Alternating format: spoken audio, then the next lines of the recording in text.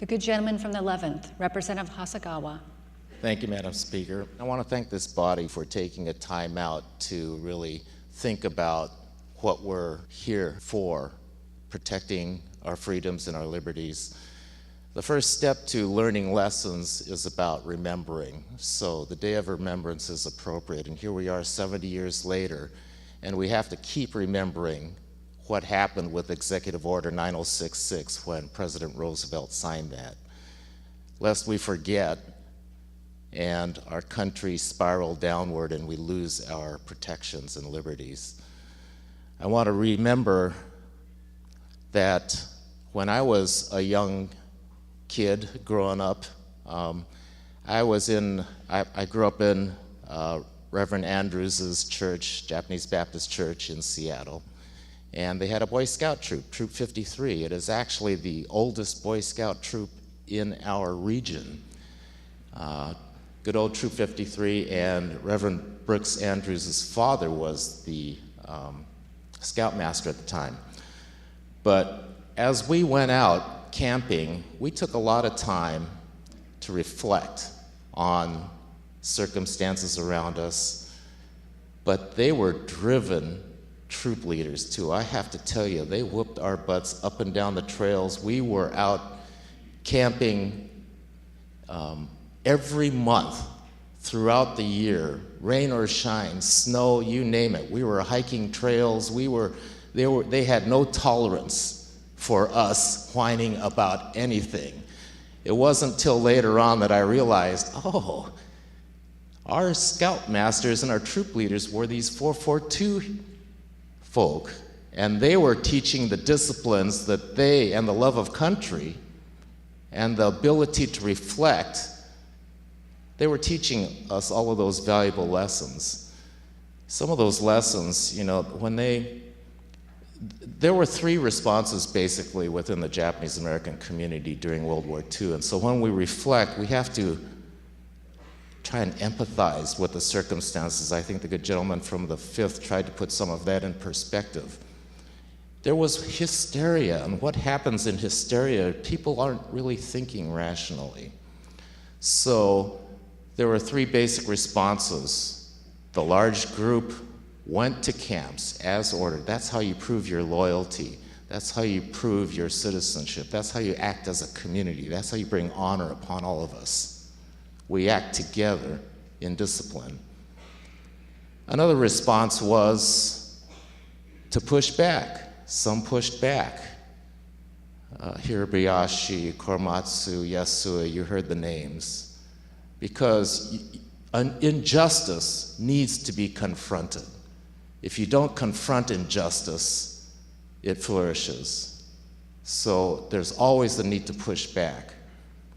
And then the third response was to prove your loyalty by fighting, risking everything to show that you believe in what you're fighting for. So as some of these war heroes, some of whom are up in the gallery here, when they went off to war, you think about what were they thinking about?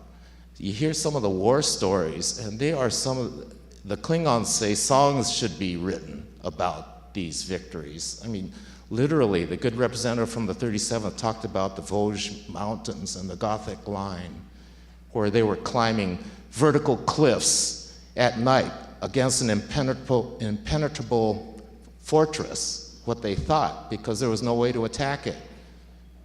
In the mid of night, you hear about the rescue of the Lost Battalion. One of the stories I heard around the Boy Scout campfire was how if you went to this particular city in Texas, while there's a lot of people in this country, and this is back in the 50s, 60s, while there's a lot of people in this country who really don't like us, this is what our scoutmasters were saying, you can go to this town in Texas and they will welcome you with open arms, because most of the kids from the Lost Battalion were from this one area in Texas.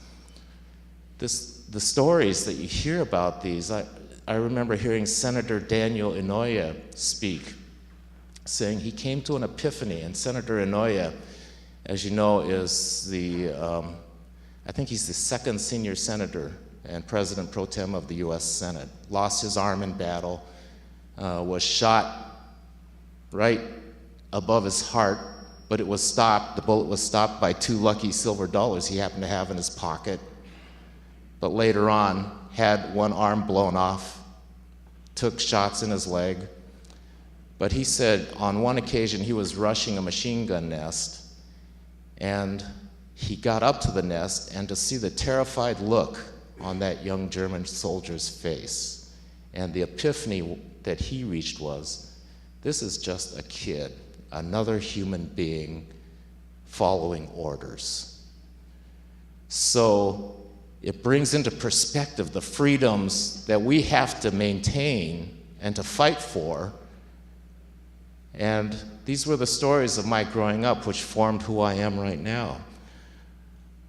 A lot of my family, every one of my family was in Minidoka concentration camp in southern Idaho. But it was a community experience. I'm a Sansei, 3rd generation Japanese American. My parents were Nisei, so they were also born in America.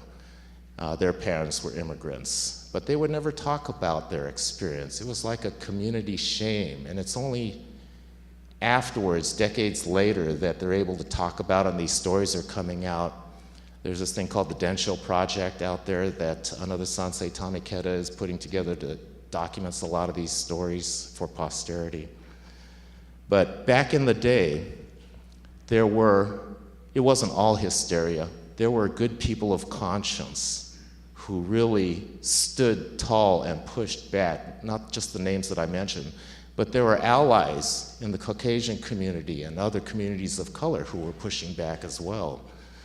Reverend Andrews' father, Brooks Andrews' father, Emory Andrews, was one of those people who ministered from my church to my parents through the barbed wires there at Minidoka. There was a Governor Ralph Carr in Colorado. It cost him his political career, but he pushed back. Campamachi was there in Colorado, and he said, we need to stand up for American values. We need to push back, and he welcomed the Japanese Americans into the communities in Colorado. Mayor Elmo Smith of Ontario, Oregon, similar, opened up the community to welcome Japanese Americans into the community where they were being discriminated against everywhere else.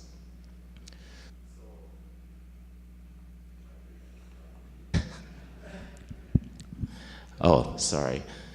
Okay, I should probably get on track. I guess I want to close with just a couple of quotes because I think they're very important. When we talk about moving to affirmative actions to fight for liberty, we have to go through this remembrance process. We have to take time to reflect about what we're remembering, what were those lessons, develop new learning, and then act on them. That's a linear process. On February 9th of 1976, Madam Speaker, if I may read a quote from President Ford. Please proceed. President Ford, when he retracted Executive Order 9066 in 1976, he said, I call upon the American people to affirm with me this American promise that we have learned from the tragedy of that long ago experience forever to treasure liberty and justice for each individual American and resolve that this kind of action shall never again be repeated. A few years later, President Reagan signed House Resolution 442. And in that resolution, if I might continue with the permission of the speaker to read his quote. Please proceed. Thank you. Blood that has soaked into the sands of a beach is all of one color. America stands unique in the world, the only country not founded on race, but on a way, an ideal, not in spite of, but because of our polyglot background. We have had all the strength in the world. That is the American way. So with that, and with the thought of pushing back against injustice, I would like to thank the good gentleman actually from the 42nd District for his House Bill 2759. And if I may read the title of the bill. Please proceed. An act relating to creating the Washington State Preservation of Liberty Act, condemning the unlawful detention of U.S. citizens and lawful resident aliens under the National Defense Authorization Act.